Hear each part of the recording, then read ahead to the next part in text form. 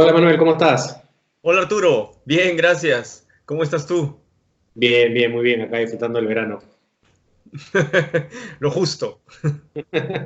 Así es, así es. Oye, para este video quería conversar contigo sobre un tema que aparece un poquito ya avanzado el proceso de aplicación de los postulantes y está relacionado con los recomendadores, ¿no? Normalmente los programas de MBA te piden un mínimo de dos, hasta a veces incluso tres recomendaciones, ¿no? Y muchas veces se acercan los postulantes y nos preguntan, oye, ¿cuál es el perfil del postulante? O siempre hay muchas dudas sobre quién debería ser la persona que te recomienda, ¿no? Ujú. Entonces quería un poco que tú me des tu opinión sobre qué criterios, digamos, utilizas para guiar a nuestros alumnos en ese proceso un poquito de decisión de que escojan a ver quiénes pueden ser sus potenciales recomendadores.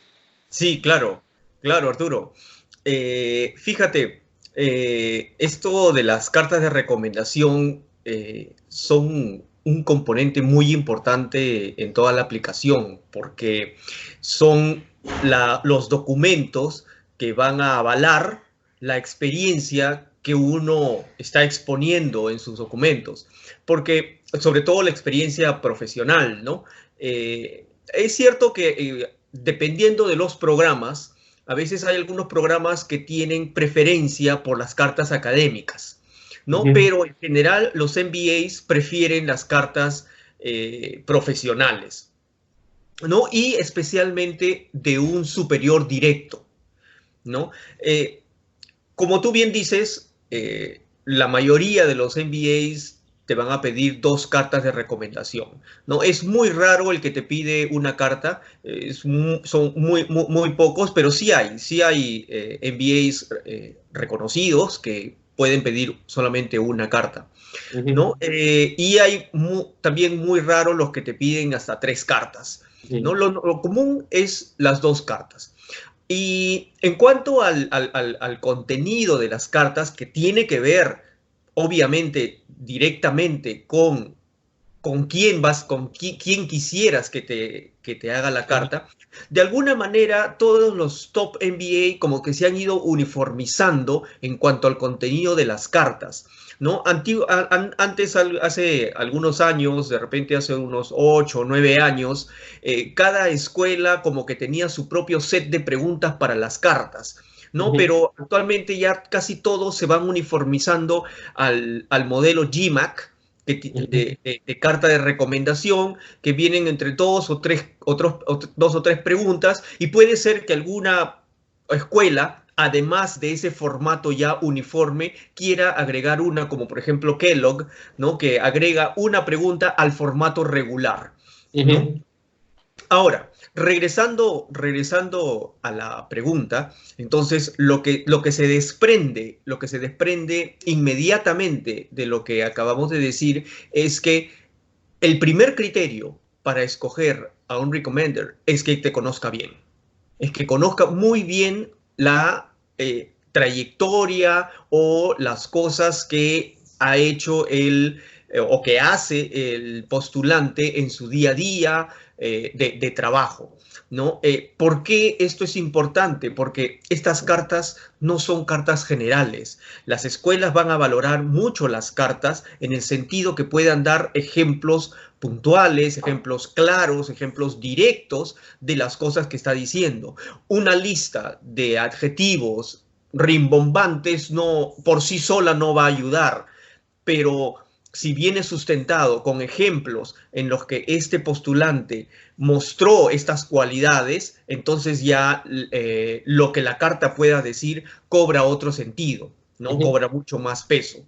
Ahí es un poco unir efectivamente lo que tú comentas con el hecho del contenido de la carta, ¿no es cierto? O Ujú. sea, y eso es algo bien importante, ¿no? O sea, una colección de adjetivos superlativos sobre tu gran experiencia, tu liderazgo, pero que no tienen como un sustento cada uno de ellos en base a un ejemplo, Ujú. en realidad pierde mucho peso en una carta de recomendación, ¿no es cierto? Así Entonces, es. es por eso que, y acá a poco voy a poner el ejemplo, ¿no? O sea, la pregunta permanente que uno recibe es, Pero yo conozco, o sea, el primo del tío de mi amigo es no sé, pues, ¿no? Amigo de Carlos Slim, ¿no?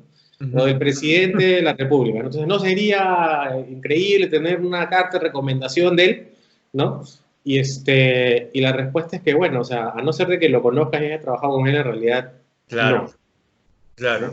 Y mi experiencia me ha tocado ver algunas aplicaciones donde efectivamente ves nombres muy conocidos, pero que al momento de leer la carta también me queda súper claro que no es alguien que te conozca muy de cerca, ¿no? Claro. Entonces, eso muchas veces uno lo tiene que ponderar y realmente los programas, o sea, creo yo, cualquier programa todo que en realidad, o sea, entiende o sea, la gente puede conocer a ciertos personajes, pero la importancia está en la relación profesional que he tenido contigo y su capacidad de validar, ¿no? Entonces creo que es un criterio muy importante, ¿no? Y Sí, sale mucho totalmente. de ¿no? Así es, así es. De repente la carta digamos, del presidente de la República que no ha trabajado contigo podría contar como una carta personal si es que en algún caso te la pidieran, ¿no? Así Pero sí, en este caso es preferible contar con alguien que es. haya visto tu trabajo directamente. Y el supervisor directo es uno de los buenos candidatos, ¿no? Ujú. Digamos, otro dilema que podría a veces se presenta a la hora de que los postulantes escogen a sus recommenders es, ya, yo tengo a mi jefe directo, pero el jefe de mi jefe también me conoce muy bien. ¿Cuál me conviene más? ¿No? Ujú.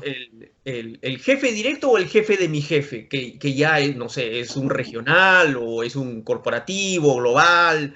Entonces, bueno, en la medida que te conozca bien y que pueda dar estos ejemplos específicos de lo que estamos hablando, bueno, sí, está bien, está bien, está perfecto que cuanto más alto el rango, mejor porque también tiene una visión mucho más amplia, no solamente de tu performance en el momento, sino Ujú. también podría dar una opinión sobre tu potencial en la compañía si es que continuaras. Entonces, eso podría ser un plus también. Ujú.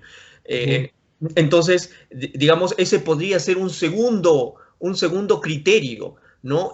Digamos, ya salvado o ya cumplido el requerimiento de que el recomendador te conoce bien, ¿no? Ujú. Ante dos recomendadores que te conocen muy bien, de repente el de que tiene puesto más alto te puede plasmar en la carta una visión mucho más amplia, ¿no? De tu trayectoria y de tu potencial. También es cierto que ellos tienen mayor capacidad, o sea, conforme más arriba estés, tienen una mayor capacidad también de tener visibilidad sobre cuáles son los top performers de la compañía, ¿no? Entonces, si tú efectivamente eres un top performer, esa persona tiene mucho más visibilidad y puede hablar incluso hasta con mucho más conocimiento, ¿no? Sobre esas cualidades que tú estás Claro, demostrando dentro de mucho la más empresa. autoridad, claro. ¿Mm? Otro, disculpa que te desvíe, pero otro punto que también sale en estas conversaciones es, por ejemplo, ya dentro de las distintas personas que conoces dentro de la empresa, ¿no? Entonces, ya no es tu jefe directo, pero, oye, pero, no sé, pues, ¿no? Este par con el que también he trabajado y él se ha graduado justamente del mismo programa al cual yo quiero aplicar, ¿no? Ujú. ¿Me conviene tenerlo a él como recomendador o no? ¿Cuál es un poco tu respuesta frente a esa? Qué buena situación, Arturo. Y precisamente el tercer punto que iba a mencionar era esto, que las escuelas valoran en primer término de repente los recomendadores que tienen un MBA internacional, porque consideran que saben a qué tipo de programa se está postulando, ¿no? Los postulados, que es un Claro. programa exigente, lo que se espera, las cualidades que se esperan, los tipos de conocimiento, los skills que se espera de los postulantes. Entonces, como que lo que pueda decir o lo que pueda señalar del perfil del postulante, se supone que va con un ojo un poco más experto, ¿no? Ya Entonces, entiende además la importancia de la recomendación y normalmente uno no se lo toma a la ligera, ¿no? O sea, así es, no exacto. tampoco va a recomendar a alguien que no considere que está, digamos, a ese estándar, ¿no? A ese nivel. Así es, totalmente de acuerdo. Y dentro de ese universo, digamos, y si tienes la suerte de que encima este recomendador es un egresado justo del programa al que estás postulando, pues tienes todos los ases en la mano, ¿no? Porque con mayor razón la escuela va a escuchar a uno de sus exalumnos, ¿no? Ahora, ante la situación puntual de que es un egresado de la escuela a la que estás postulando, pero no es un supervisor, un direct supervisor, sino es un peer, ahí sí habría que ver de repente el detalle un poco más caso por caso, porque recordemos también, Arturo, que las recomendaciones no deben verse de manera individual, sino es como tienes dos cartas de recomendación, también tienes que ver cómo esas dos cartas se complementan, ¿no? Por ejemplo, si uno de los recomendadores ha visto un tipo de experiencia tuya y el otro recomendador ha visto otro tipo de experiencia tuya, entonces ahí se van a complementar bastante bien. Pero si tienes dos recomendadores que te han visto en el mismo rol, en el mismo espacio de tiempo, haciendo lo mismo, entonces de repente esas dos cartas van a valer como una, porque uno va a decir lo mismo que el otro.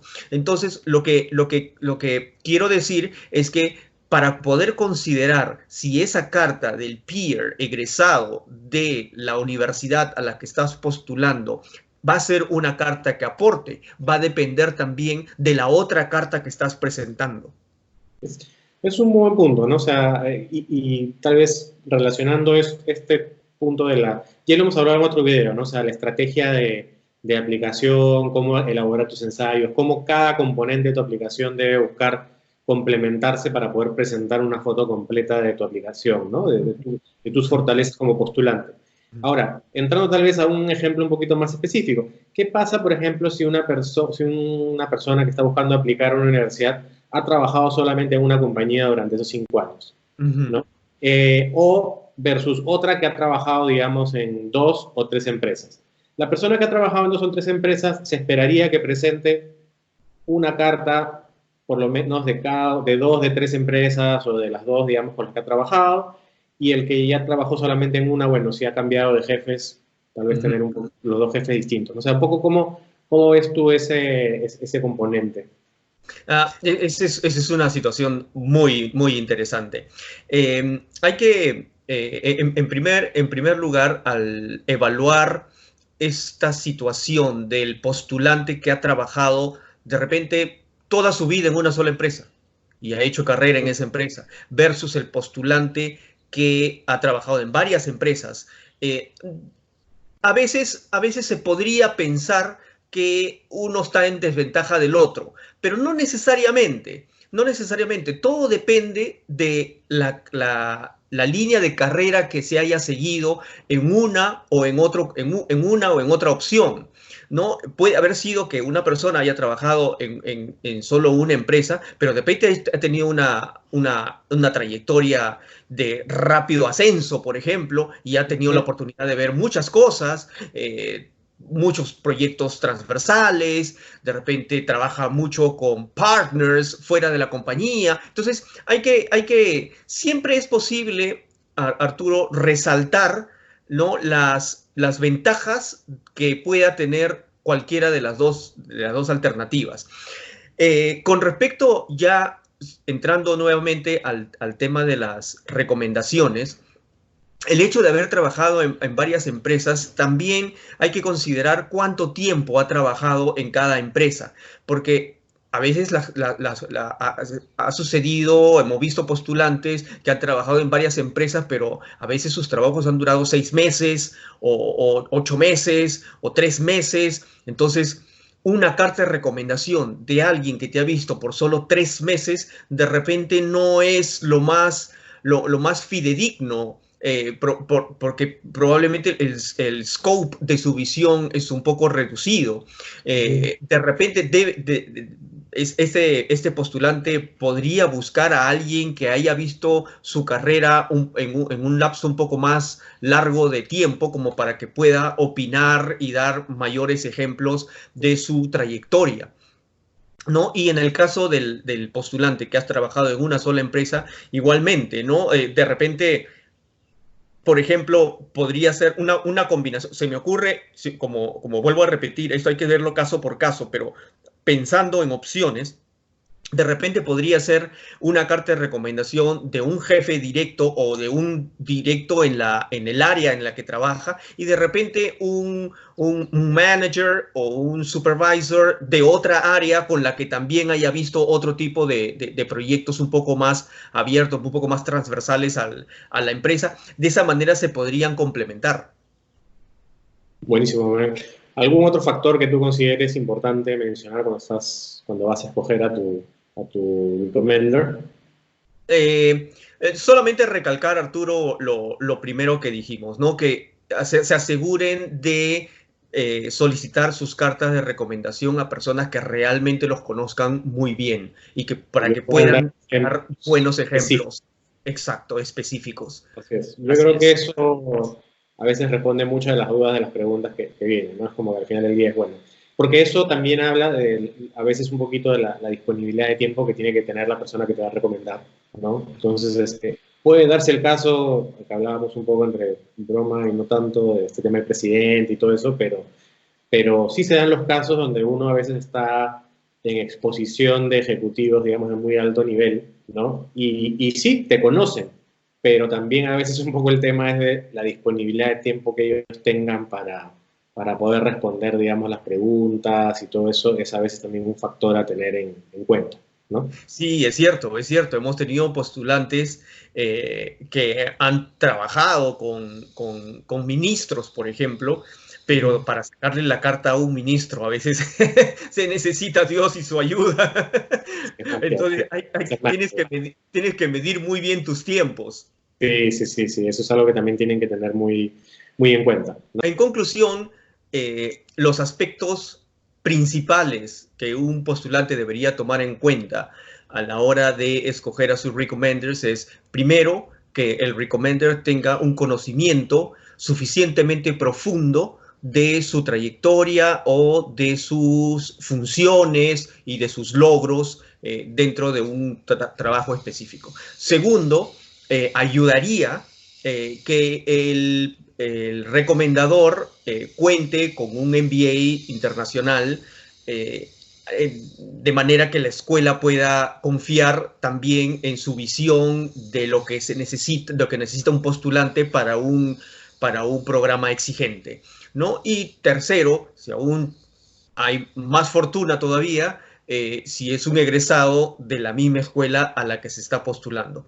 No debe dejarse de tener en cuenta los tiempos, ¿no? También la accesibilidad que se pueda tener al potencial recommender escogido, ¿no? Porque a veces también, Arturo, los recommenders no están en la misma localidad y a veces están en otros países y a veces tener acceso a ellos puede ser complicado. De repente es el recommender, uno de los recommenders ideales, pero la accesibilidad también debe evaluarse porque estamos jugando con un deadline, entonces hay que tener en cuenta eso, ¿no? Buenísimo, Manuel. Muchísimas gracias. Y a las personas que nos están viendo, no olviden suscribirse a nuestro canal de YouTube, ahí abajo. Y nada, esperamos que disfruten de los videos que estamos compartiendo con ustedes. Muchas gracias.